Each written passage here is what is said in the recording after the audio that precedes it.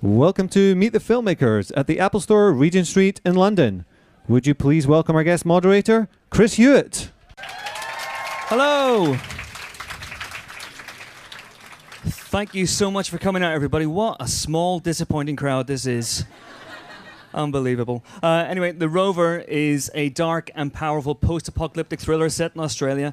It's from David Michod, director of Animal Kingdom. It reunites him with one of the stars of that movie, Guy Pearce, and it throws in Robert Pattinson for good measure as well.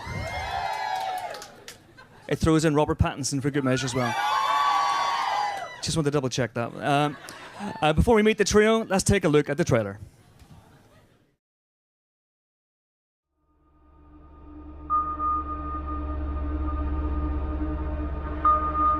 What feeling do you have when you wake up in the morning? When your feet touch the floor?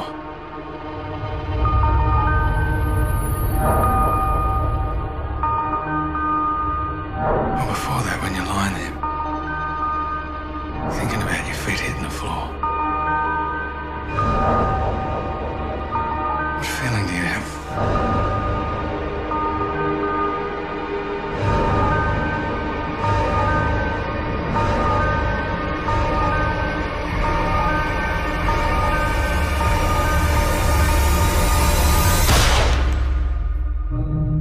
What does that feel like for you?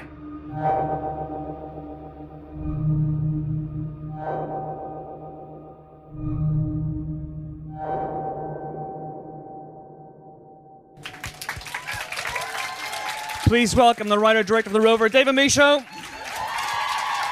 and the stars of The Rover, Guy Pearce and Robert Pattinson.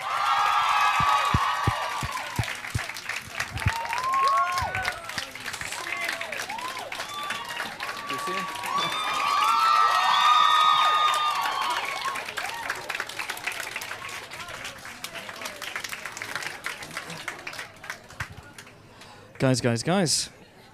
David, let's start with you, because I believe this movie began for you back in 2007, before Animal Kingdom even came about. Can you talk about how this came about for you? I was in LA with Joel Edgerton, who a good friend of mine who I have worked with a number of times, and we were just throwing around ideas for a movie that at the time we thought his brother Nash might direct. I started writing it and just started writing a movie for me. And I went and made Animal Kingdom, and everything went nuts. And in the mayhem after Animal Kingdom, I had a look at all different things I could possibly do, but I just always knew somehow that I wanted The Rover to be the one. So you had lots of different scripts at different stages? Or was this one that was ready to go and you thought... No, this one wasn't ready to go. I had only done one draft of it. Oh, really? Once I'd made that decision, then I jumped in and did another couple of drafts and made it the thing that it is now. So how would you describe The Rover? I mean, we've just seen the trailer, but for people who haven't seen the trailer, how would you describe the film? Is it something that can be described in a pithy a couple of sentences? I used to describe it as a kind of a dark and dirty and violent near future western, and then I stopped calling it that. I don't know why.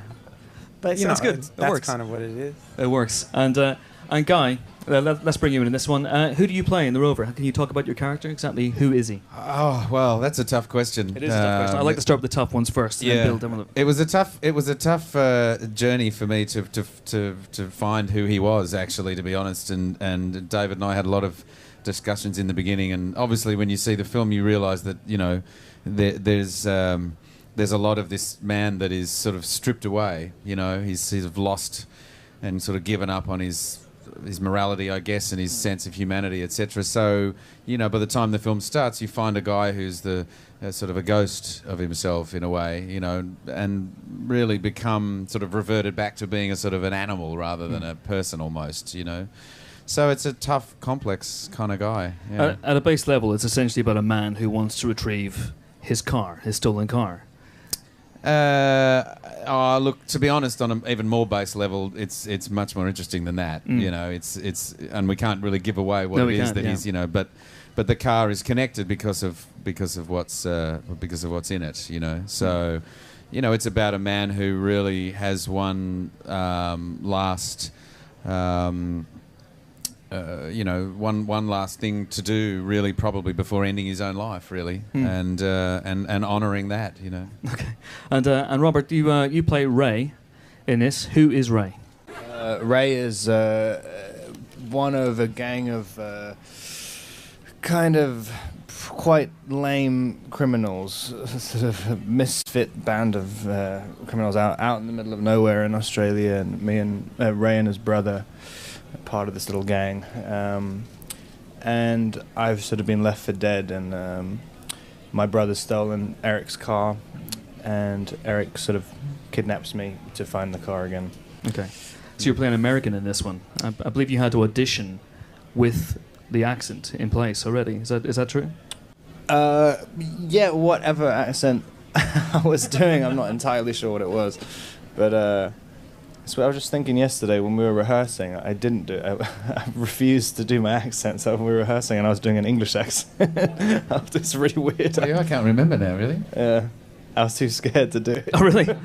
So the minute the cameras rolled, you were just like, yeah, I'll do it. I'll do it on the night. I'm fine. Yeah, on the day. Also, we have a number of clips from the film. First up is a clip in which Eric, having had his car just stolen from him, tries to retrieve it. Let's take a look. Thank you.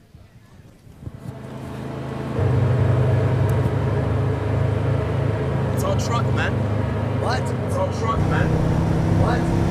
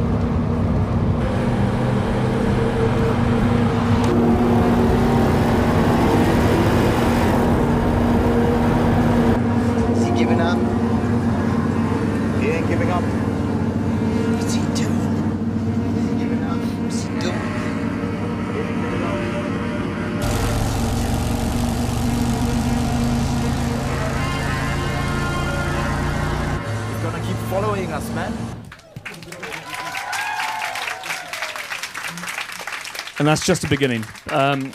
So, Guy, I mean, Eric seems fairly single-minded in his pursuit. Have you ever played a character like him? And where did that single-mindedness come from for you as an actor? How did you tap into that?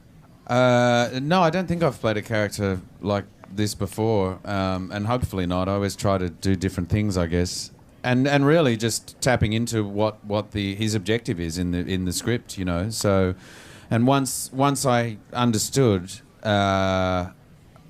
who he was and what he was about and what was all he had left in his life, then that single-mindedness really was sort of very clear, you know. Was he a difficult character on set? Were you able to access him fairly easily, or were you slightly difficult to be around during filming? I'm always difficult to be around. No, I think I managed to slip in and out, didn't I? Or did I? You're asking me if you're a nice guy. Yeah, that's right. Yeah, no, that was... No, it's one... It was... Fortunately, I think we've talked about this. You know, I think, Guy, you learned early on in your career that if you do that thing that actors sometimes do where you got to hang on to your character all 24/7, that you just expend a lot of energy that doesn't end up on the screen, and you have to find ways of preparing and then shedding the character once, you know, the day is finished, and then just being a nice guy. Don't be and then tapping back into it again. Yeah. Yeah, absolutely. Yeah. And David, I believe you wrote the part of Eric with Guy in mind. Can you talk about that, and then also what you were looking for in Ray, and how you happened upon Mr. Pattinson here? I had. Well, I mean, just for starters, I like to, when I'm writing, I like where possible to have an actor in my head. For some reason, it makes the process easier. I can smell and see and feel the character. And Guy is incredibly good at playing a really just powerful stillness that I knew this character needed, but I also knew that this character needed to have very clear moments of emotional vulnerability. Mm-hmm. And Guy's like the master at it. So I found it very useful for me to just have that in my head. Mm. I didn't really have anyone in my head when I was writing Rob's character. Yeah. I just, no one came in. When I had already met Rob, I just randomly in a sort of Hollywood meeting, and I didn't really know anything about him, but I just like meeting actors, mm-hmm. and I immediately liked him. I just found his his just qualities beguiling, and he was. Anyway, I just liked him. He's smart and funny and fun. It's not true at all. It's so not funny. But even then, I didn't actually know that I was going to... I didn't know that I was going to make the Rover when we had that first meeting. Okay. Actually, I've never said this before, because when I think about it, meeting Rob may have been one of the things that made me go, I think the Rover should be the next thing, because I've got a feeling about him. Yeah, right. No. I was meeting something totally different. What was that? I was meeting you on something totally different. Okay, I'll take it. Yeah, take that one. I didn't know. For all I knew, you could have turned up and auditioned and just been shit. And I want to go, well, okay, well, who else is out there? But I just had a feeling. I weirdly think that may have been sort of true. I just remember walking away from that meeting going, wow, if I made the Rover, I would love to see what that guy can do. Mm. And then I started testing for it, and Rob came in and auditioned, and sure enough, my incredible instincts were spot on. And I just knew straight away. I felt like it was... I remember Rob left, and I remember the casting director who was there with me turning to each other and going, there he is. Amazing. How was his accent first time around? It was great. Yeah. I don't know where it was from, but... Okay, we have a second clip now, which is... at this point in the movie, Eric and Ray have come together. Ray's just had surgery on a bullet wound, and they've taken refuge at a doctor's. Let's take a look. Tell me where your brother is.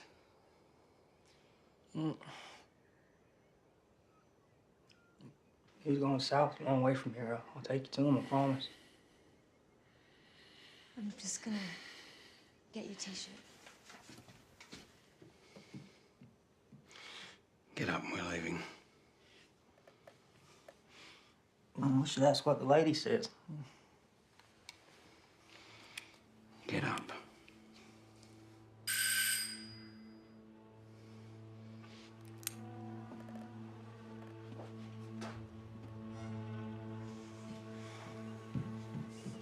What was that sound? It's a car coming. What car? I don't know. That's 2 cars. How long till they're here? A minute, maybe. Who is it? Get your rifle. Do you know them? Go and get your rifle.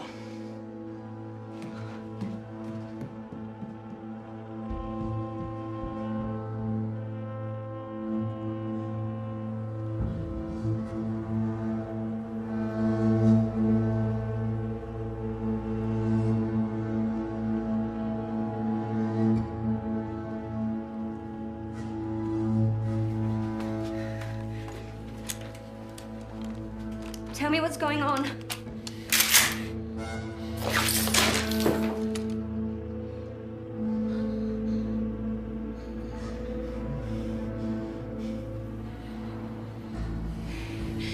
are these people?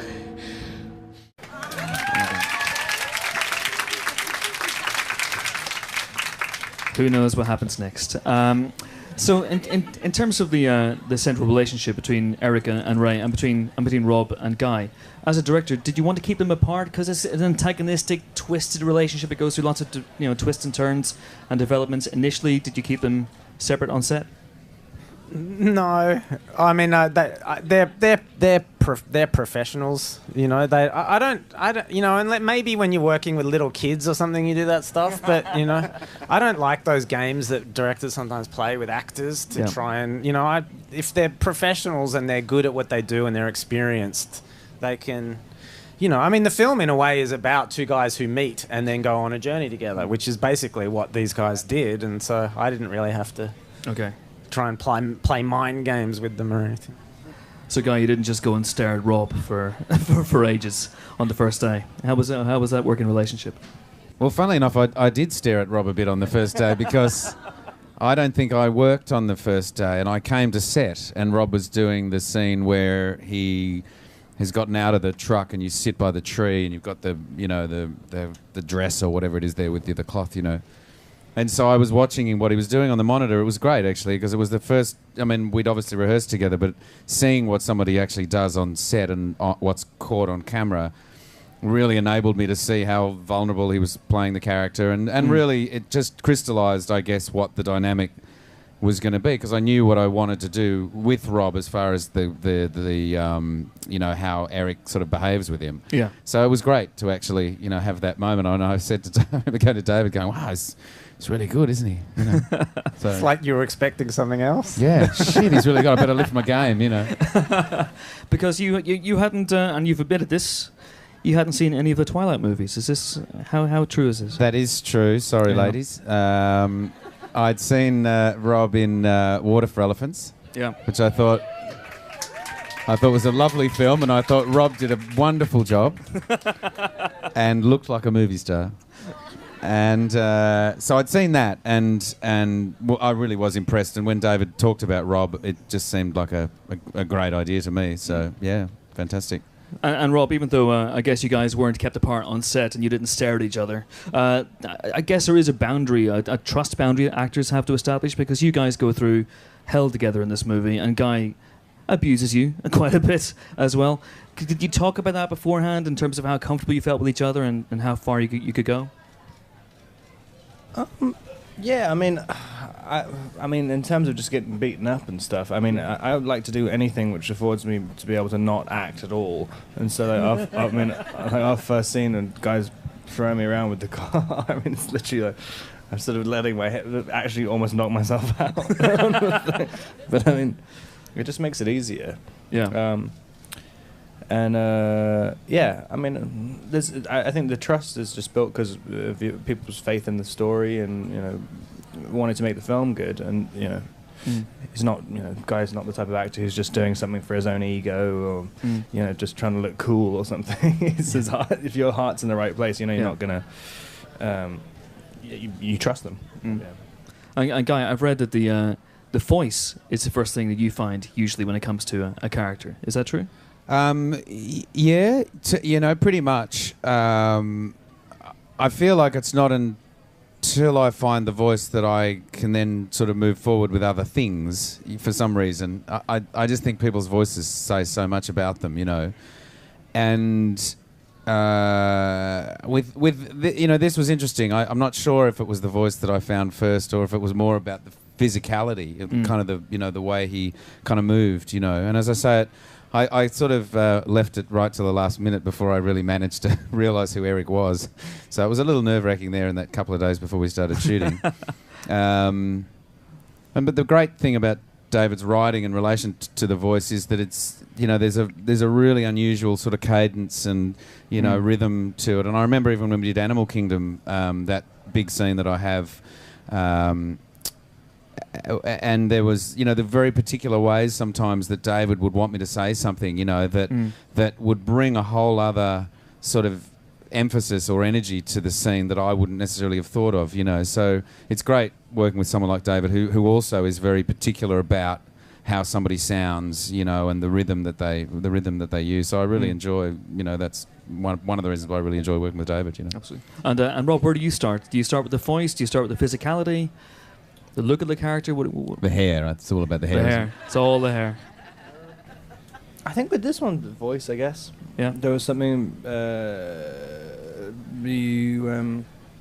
were all these weird little vocal patterns which I just liked reading the script when I first read it, and then sort of little gimmicks and things when I basically came up with a subtext to justify how I wanted to just do little twerks and twerks.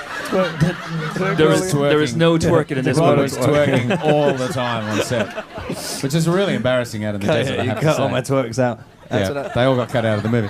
There's also a scene where a guy has a sort of stripping scene, which was also cut out. Yeah, that was also cut out. My favourite scene in the movie. Then there's our dance scene, that was cut out as well. I'm being serious though.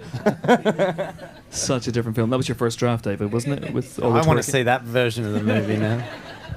And before we have the last clip, David, I just want to talk about the actual setup for the film, because this takes place after something you've called in the movie the collapse.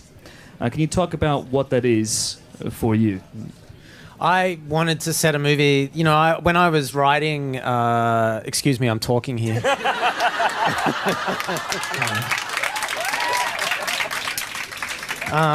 Always a director. Yeah.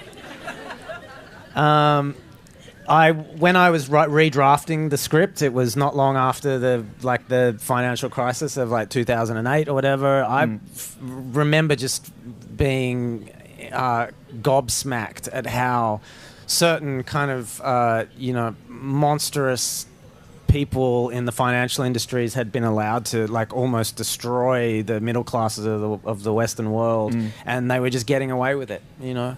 But meanwhile, you know, we are actively destroying the very things that sustain us, you know, and yet it would seem that we really don't have any willingness to do anything about climate change, for instance. You know, I found myself filled with a certain kind of despair and a kind of anger that I was just rolling into the script and rolling into Guy's character.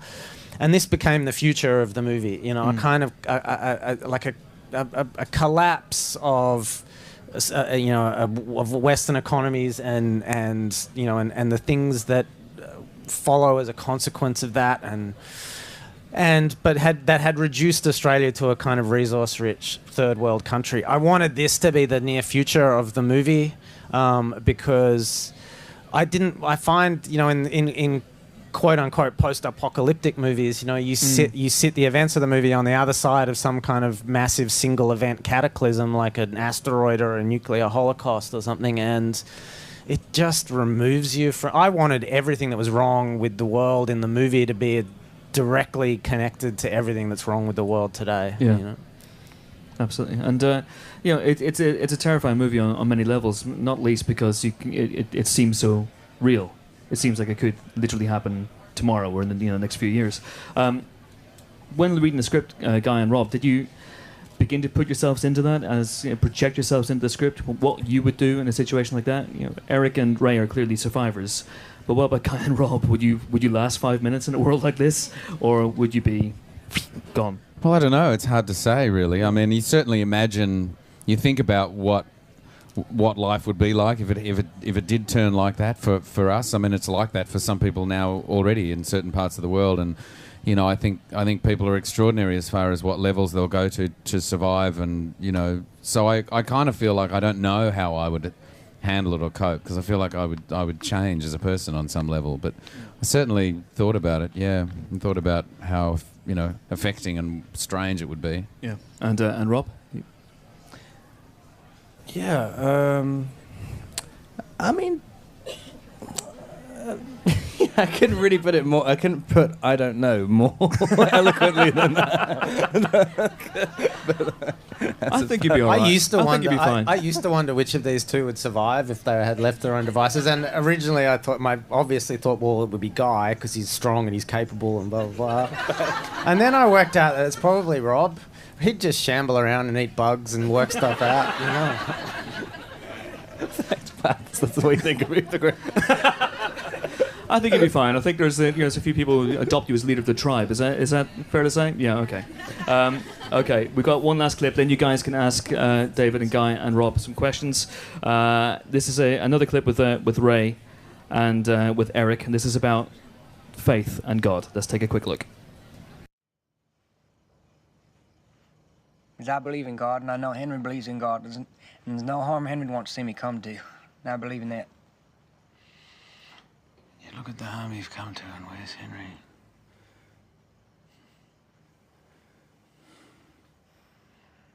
He's waiting for me. He's not waiting for you. Yes, he is. No, he's not. I'll tell you what God's given you. He's put a bullet in you. And he's abandoned you out here to me. He feels nothing for you. He couldn't give a fuck if you died tomorrow. God gave you a brother who's not waiting for you. He gave you a brother who's not even thinking about you right now. Just because you and him come out of the same woman's hole.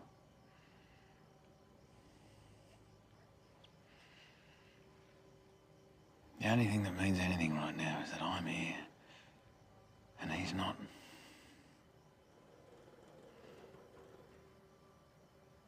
Your brother left you to die. That's what people do. You don't learn to fight, your death's gonna come real soon.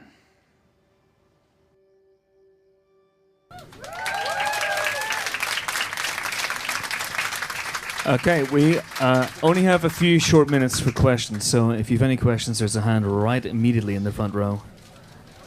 We'll get a roving microphone to you. I'm going to try and be as fair as I possibly can.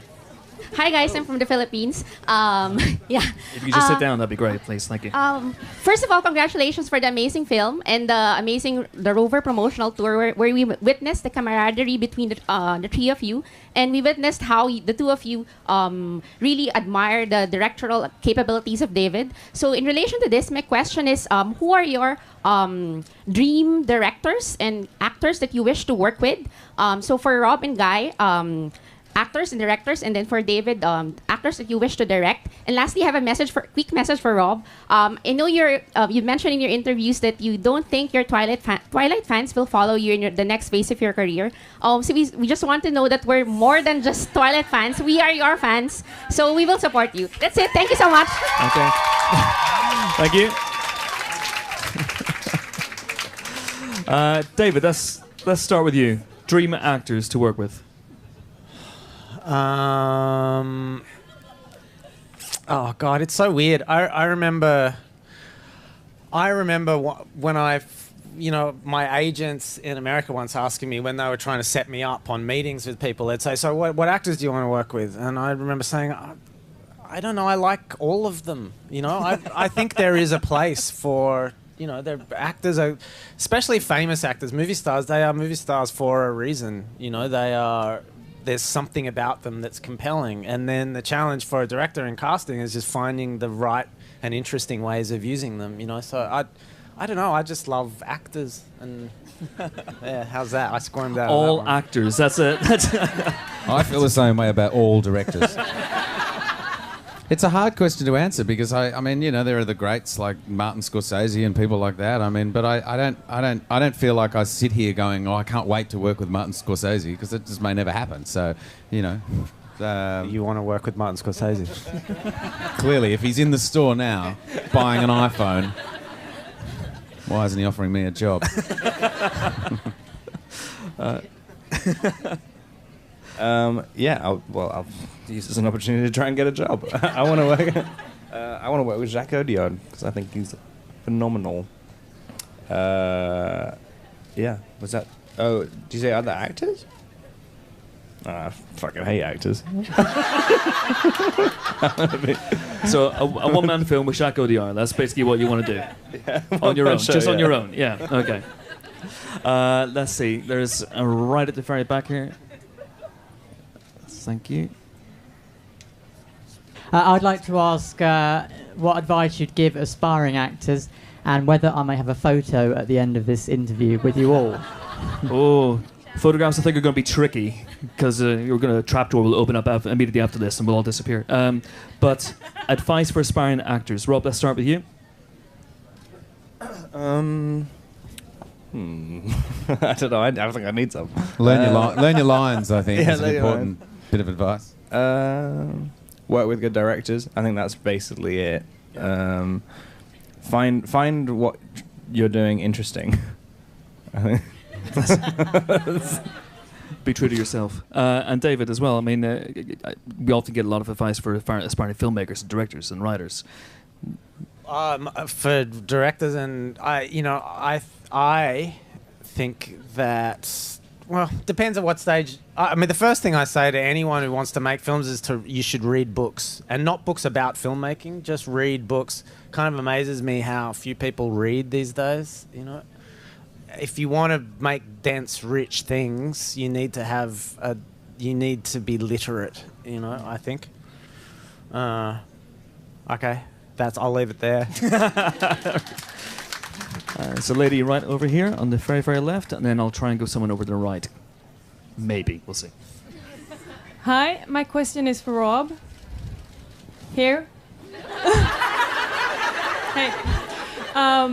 Portraying Ray, you did a big transformation when it comes to your looks, your accent, and also your body language. And tics. Was it something that got stuck in between takes that you couldn't get rid of? Like you kept doing this or something? Was it something that stuck? Yeah. I kind of. For some. Yeah, little things. It's a really fun part to play. I mean, it's just kind of.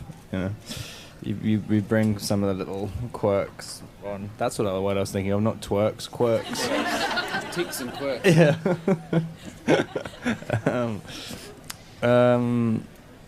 Yeah, I mean, it's really fun, like, doing all that stuff. I was talking to someone yesterday with the most terrible argument ever, but I always think that if you can touch your face in a scene, then it's always way easier to do the part.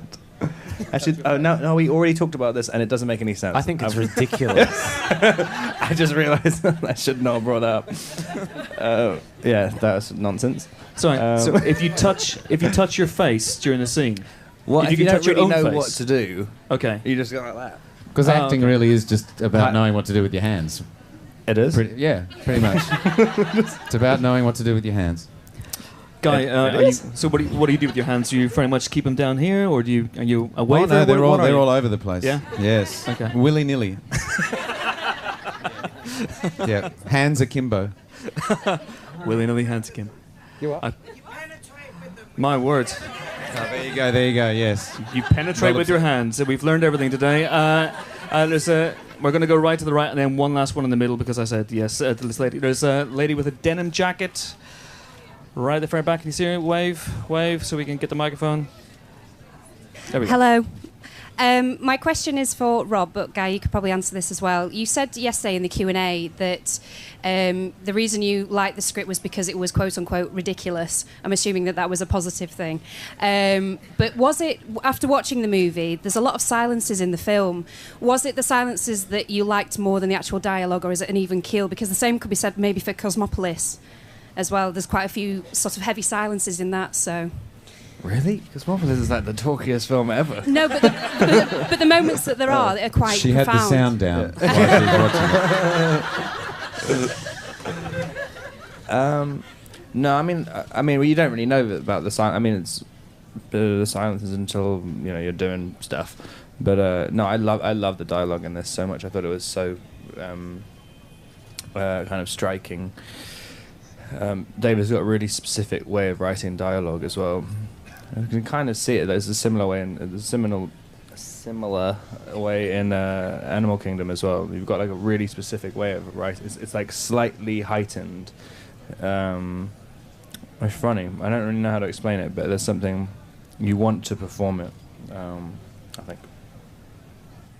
And Guy, can you talk about the dialogue as well? Because initially Eric is a man of, well, no words, and then a few words, and then he gets a little bit more verbose as it goes on. I almost had this vision of you doing that classic Lee Marvin, Steve McQueen thing of rubbing lines out of your script. Was it like that, or was it delivered that way? No, it was sort of delivered that way from memory. I mean, it was very spare, and I love that, to be honest. You know, and then suddenly we get to the middle of the film or wherever it is where I have this giant speech and sort of let it all out. So, you know, everything I've been bottling up sort of comes out in this sort of one moment with Tony Hayes. But you know, I love David's dialogue, and so when it's there, I felt it was great. But I was really taken by, you know, what could be said without actually speaking as well. Yeah. And David, I presume the screenplay was written in that way, with that intent of keeping a guy's character quite quiet initially?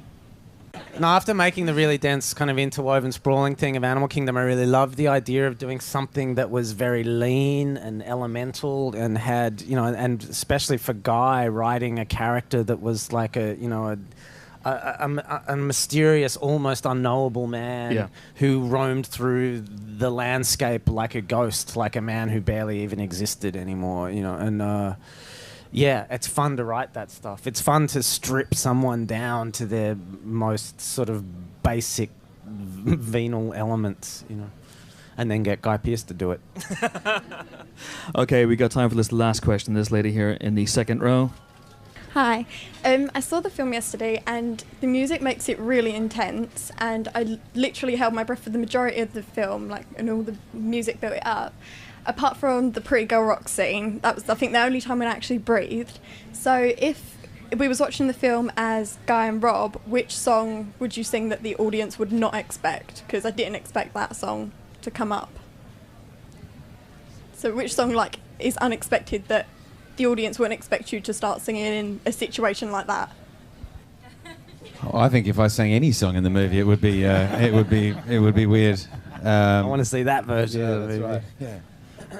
So that's a reference to the car. I would quite like it just if the preceding scene, after the Pretty Girl Rock scene, after I've gone to bed, in your kind of solemn way, just start singing it like forlornly after. The same song, the same tune. Yeah.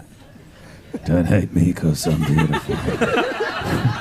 That's what's caused the emotional. The emotional climax of the movie. Yeah. Just reminiscing over Kerry Hilson. And we may see that in the twerking cut of the Rover, which will be released early next year. On that bombshell, it's a good note on which to end. Thank you so much for coming. Thanks for your questions. Thanks most of all, David Michod, Guy Pearce, and Robert Pattinson. Thank you.